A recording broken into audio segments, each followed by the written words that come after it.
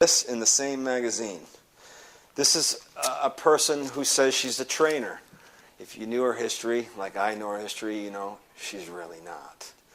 So she's recommending that this is her sexy leg trick. This is her sexy leg trick, is to get on your knees, then get up to one leg, then go to the next leg, and then stand up. It's a waste of time. It's a waste of time. Because here, I'm not doing anything for my quads or my glutes. I'm just on my knees. When I go to this knee, I still haven't done anything other than hip flexion. I moved my leg through this muscle. Now I got most of my weight on one knee. Okay, so now I come up to here. It's like I'm standing up. I'm not even squatting. So all that time is wasted when I could have been doing this. It's a waste of time. Hello Bikini.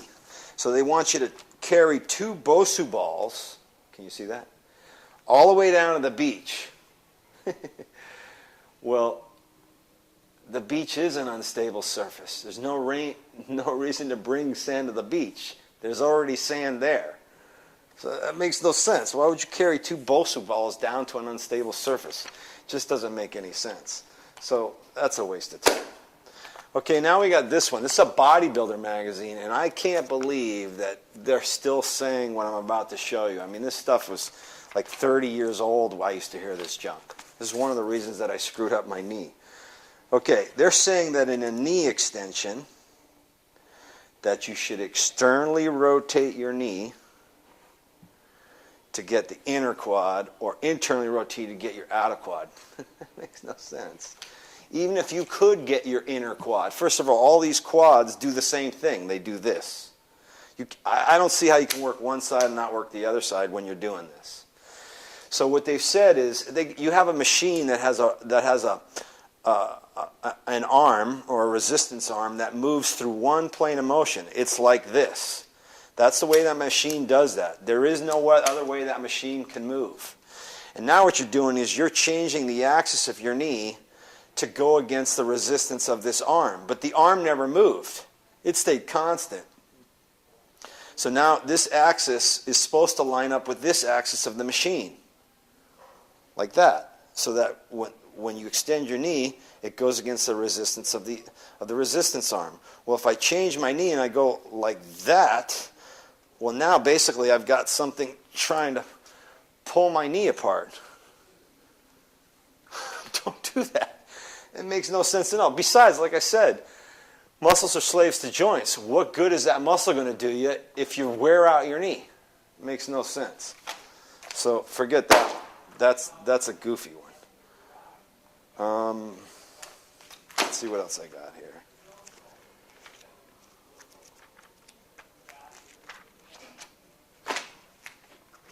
Trying to find a really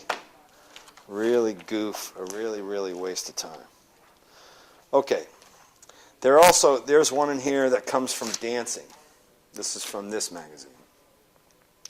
They want you to do a curtsy lunge. A curtsy lunge. Okay, so they're saying to do this and then curtsy. All right, now let's look at that through load. I've got my pelvis going this way, that way. My legs going this way. And resistance is up and down. So look at the stress I have now, like in my knee. I have this one knee bone going this way, another knee bone going this way. I have a pelvis going that way, but I'm trying to lunge in this direction. Why?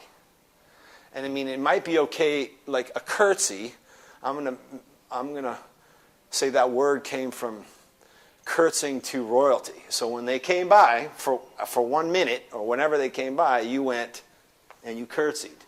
You didn't do 50 reps of it, and you didn't add weight to it. So it doesn't make any sense to overload your knee and your hips in that manner to try and tone your body. It's like they're just basically trying to make things up so they can write about stuff. Okay.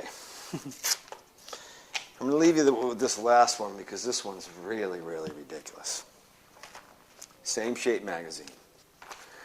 Written by a woman who I Googled, and it turns out She has a degree in journalism. Probably smart lady when it comes to journalism. But when it comes to fitness, she doesn't have a clue. So here's what she said. This is the exercise to do for your shoulders. This is for your shoulders. Hold on, I got to get this chair.